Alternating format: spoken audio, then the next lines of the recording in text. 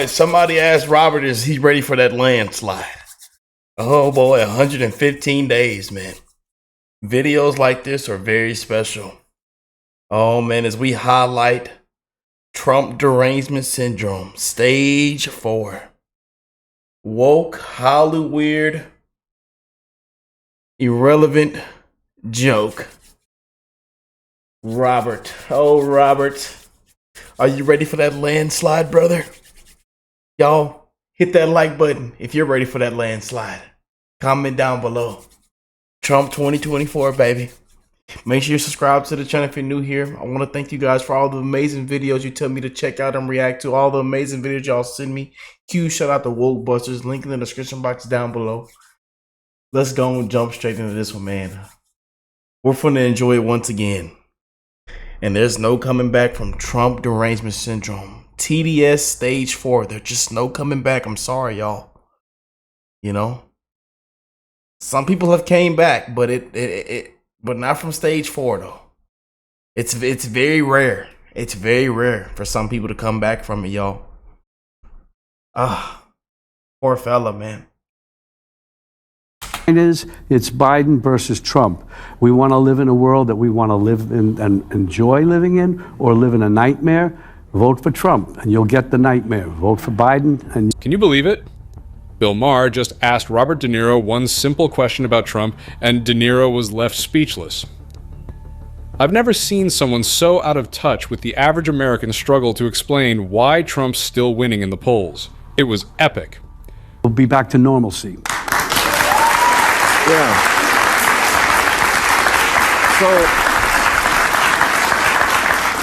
Robert De Niro is on Bill Maher's show, and things are getting heated. Maher, who isn't exactly a Trump fan, throws a curveball question at De Niro. Why is Trump winning in the polls despite all the negative press? And we know Bill got a little bit of TDS in him too now. He might be like, what, stage 2? 3? 3? 2. But hey, man. Now, this is a $1 million question, and it puts De Niro on the spot. Trump winning. I mean, the New York Times poll this week came out, and maybe this will change it with the State of the Union address, but Trump was beating him rather soundly. It was quite a warning light, 48-43, also winning way more among women than he had before, winning outright Latino. De Niro's reaction is almost painful to watch. He stammers and fumbles, clearly not prepared for such a straightforward yet crucial question. Instead of offering a well-thought-out answer, he defaults to the usual Hollywood script, calling Trump a monster and expressing disbelief that anyone could support him. It's almost as if De Niro can't fathom that regular people might have legitimate reasons for backing Trump. That too. I don't know. I just don't want to feel the way I did, and many of us don't, after the election in 2016, where we couldn't believe that it happened. Here's the thing. Oh, I hope somebody, can we please get another interview after this of what just took place recently from the debate? Another huge senior moment on the world stage. Yeah. Seeing the new recent polls. Can we please get another interview with the Hollywood Robert, woke, irrelevant Robert, the fake gangster? The fake gangster. How about that, gangster? How about that? Because it's coming. 115 days, brother, and count as we record this video.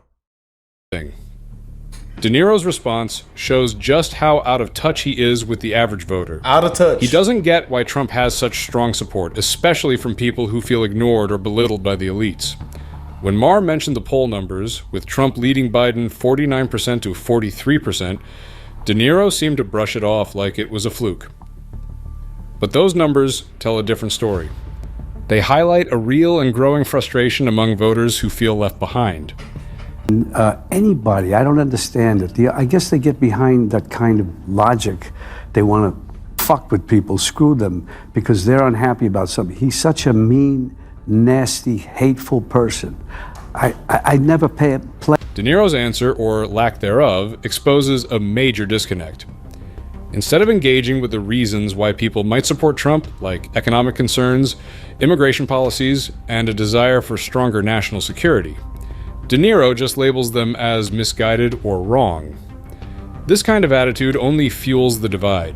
It's like he's saying, if you support Trump, you're part of the problem, without even trying to understand the problem itself.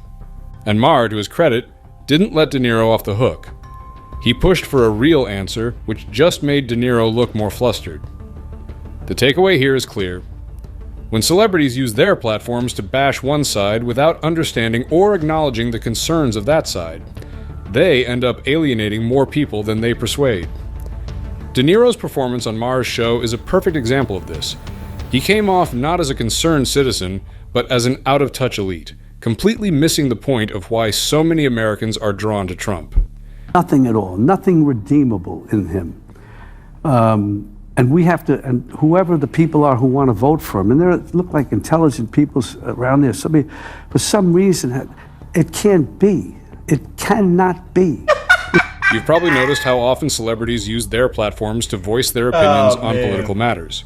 They have millions of followers, so it's no surprise they see an opportunity to influence public opinion. But does it really work the way they think it does? He wins the election. You won't be on the show anymore. He'll come looking for me. There'll be things that happen that none of us can imagine. Oh, Robert, but we thought you were a gangster. We thought you were a gangster, buddy. What are you so scared of, buddy? What is he so scared of, y'all? Comment down below. Unbelievable, man. I tell y'all, man, that Trump derangement syndrome, man. It's no coming back, man. Celebrities like De Niro often take strong stances on political issues. They use award shows, interviews, and social media to broadcast their views. De Niro, for instance, has never shied away from calling out Trump and his supporters, often using harsh and inflammatory language. The idea behind this is simple. Leverage their fame to sway public opinion and encourage their fans to adopt similar views. But here's the catch. Just because someone is famous doesn't mean they're an expert on politics. Sure, they have a platform, but using it to lecture people about who to vote for can come off as arrogant and out of touch. Celebrities live in a different world, often insulated from the everyday struggles that most people face. When they speak out on political issues, it can feel like they're looking down on the very people they're trying to persuade. I mean, I said from the very beginning, this guy is never going to concede power, and he still hasn't. No. He still hasn't admitted he lost the last election, and he advertises that he will go on. He says he's been cheated out of one term. And this brings us to the backlash. People are getting tired of being told what to think by Hollywood elites. There's a growing resentment towards these out-of-touch figures who seem to believe that their fame gives them the authority to dictate political opinions. It's almost like they're saying, "I'm rich and famous, so you should listen to me," without considering that their lifestyles are worlds apart from the average voter. This backlash is evident in the reactions to De Niro's tirades against Trump. Instead of coming across as a concerned citizen, he often sounds condescending and dismissive. His constant name-calling and refusal to understand why people support Trump only fuel the resentment. It's like watching someone yell at a brick wall, expecting it to change its mind. The more he rants, the more people tune him out. Psychopathic, malignant narcissist.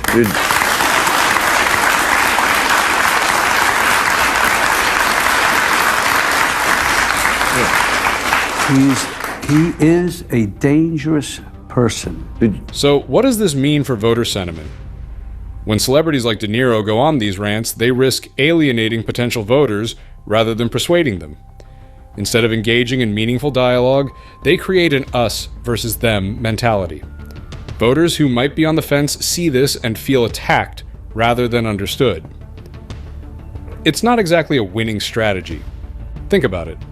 If you're someone who's struggling with real issues like job security, healthcare, or rising living costs, hearing a multimillionaire actor lecture you on who to vote for can be pretty off-putting. It feels like your concerns are being dismissed as unimportant. This kind of approach doesn't win hearts and minds, it pushes people further away. According to the poll, Trump is leading Biden 49% to 43%. That's a solid 6-point lead.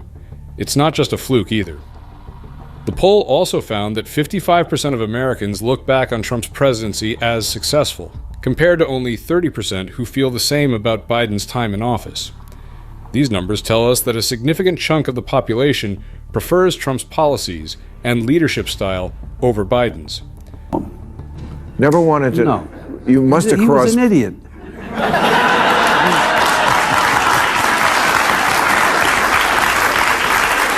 He was a clown. He was a clown in New York.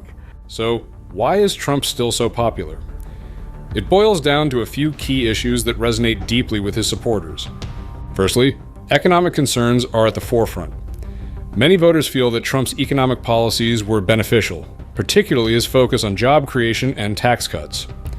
People remember the pre-pandemic economy fondly, with low unemployment rates and a strong stock market. Secondly, immigration policies play a big role. Trump's tough stance on illegal immigration and his efforts to secure the border appeal to voters who are concerned about national security and the economic impact of illegal immigration.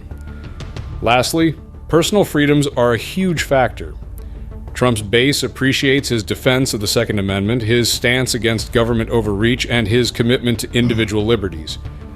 These are issues that resonate deeply, especially in a political climate where many feel their freedoms are under threat. Now, here's where De Niro's disconnect becomes glaringly obvious. He dismisses Trump supporters as misguided or worse, without acknowledging the legitimate reasons behind their support.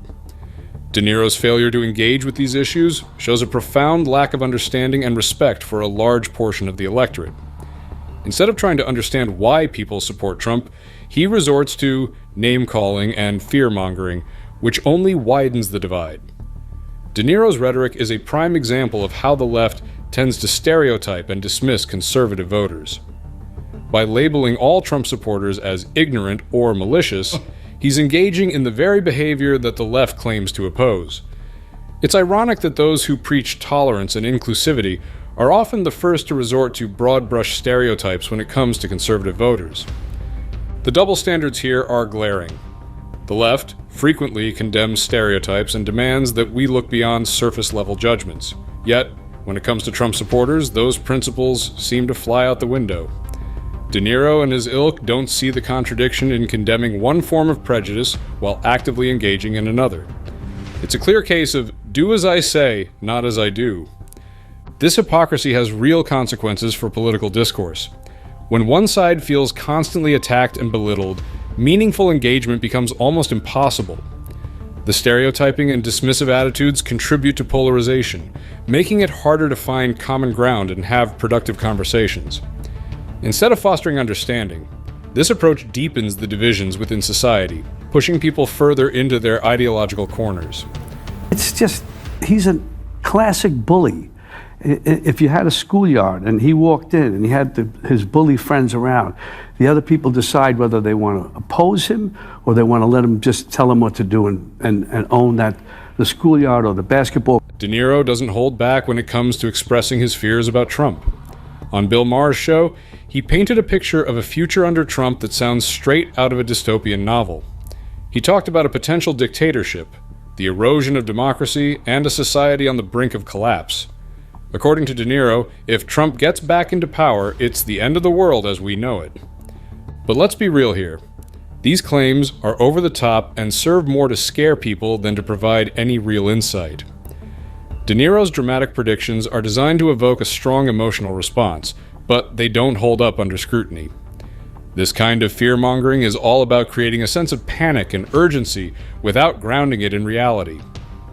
Now, let's compare De Niro's apocalyptic vision with the actual impact of Trump's presidency on media and freedom.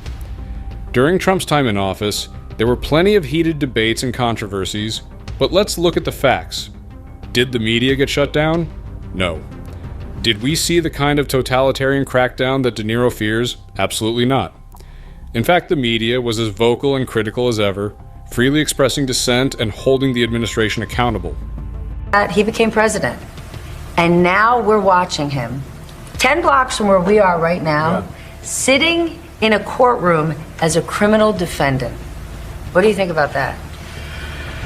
I think of how absurd it is. Sure, Trump had his battles with the press and often called out what he perceived as biased reporting, but the fundamental freedoms that define a democratic society remained intact. Comparing Trump's presidency to a dictatorship is not only inaccurate, but also undermines the experiences of those who have lived under actual authoritarian regimes. So, how effective are these scare tactics anyway? The problem with fear-mongering is that it clouds rational decision-making. When people are bombarded with terrifying predictions, they're more likely to react based on fear rather than thoughtful consideration. This kind of emotional manipulation can push people to make choices that aren't necessarily in their best interest or based on factual information. Fear-mongering also harms democratic engagement. It creates an environment where voters are driven by panic and hysteria rather than informed debate and discussion. This leads to a more polarized and less productive political landscape. Instead of engaging with the real issues at hand, people are caught up in a cycle of fear and reaction. Moreover, when high-profile figures like De Niro use their platforms to spread these kinds of fears, it only deepens the divide. Those who already distrust Hollywood elites and their political messages are likely to become even more entrenched in their views. The spill! It's counterproductive and only serves to push people further apart. Constructive criticism is all about pointing out specific issues with someone's policies or actions and offering suggestions for improvement. It's grounded in facts and aims to foster understanding and solutions. Personal attacks, on the other hand, are just that, personal. They're about attacking someone's character or motives without addressing the actual issues at hand. It's the least important in many ways, and yet it's the one that could be tried and finished in well enough time for people to just take that in. Take Robert De Niro, for example. His rants about Trump are full of personal insults, calling him a monster and a clown. These kinds of attacks don't contribute anything valuable to the conversation. They don't help us understand why some people support Trump or what could be done differently. Instead, they just create more division and hostility. What we need is more of the former, well-founded critiques that help us see the bigger picture and work towards common goals. Enter Bill Maher. Love him or hate him, you've got to admit he knows how to stir the pot. Yeah. On his show, he often tries to push past the superficial name-calling and get to the heart of the matter. When he challenged De Niro with that critical question about why Trump is winning in the polls, he was doing something important. He was trying to introduce a more balanced discussion. Maher's question wasn't about defending Trump. It was about understanding the real reasons behind his popularity. By doing this, he was encouraging viewers, and De Niro, to think beyond their own biases and engage with the actual issues. This is the kind of approach we need more of. Instead of shutting down conversations with insults, we should be opening them up with challenging questions and genuine curiosity. So where do we go from here? The path forward involves advocating for respectful and informed political discourse. This means engaging with people we disagree with in a way that's grounded in respect and a desire to understand their perspective. It's about listening as much as it is about talking. When we engage in respectful dialogue, we create opportunities for learning and growth. We can find common ground on issues that matter and work together towards solutions. It doesn't mean we'll always agree, but it does mean we'll be able to have more productive and less divisive conversations. In practical terms, this means calling out personal attacks and steering the conversation back to the issues. It means being willing to challenge our own assumptions and listen to the experiences of others. And it means recognizing that people's political choices are often influenced by a complex mix of factors, not just the simplistic labels we might want to put on them.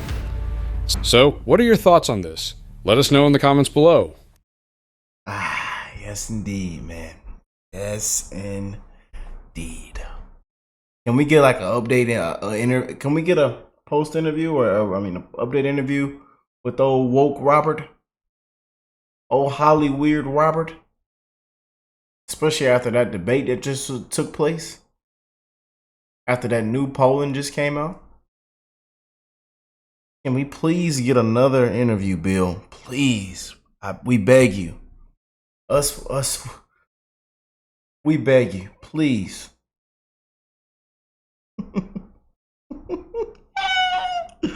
Oh boy, man. I love y'all. Spread the love, man. One love. God bless all you and your families. I'll catch you on the next one, man.